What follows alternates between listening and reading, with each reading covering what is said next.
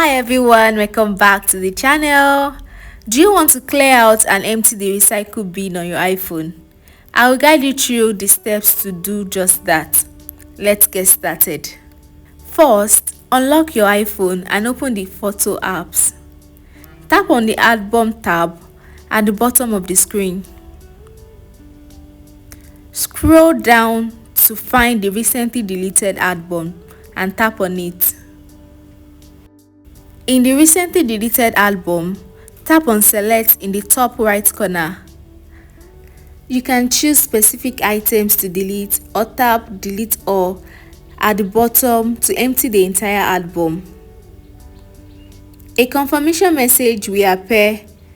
Tap delete item to permanently remove them from your iPhone. And that's it guys, you successfully emptied the recycle bin on your iPhone. If you found this helpful, please like, comment and subscribe for more quick tips, and I'll see you next time. Bye bye.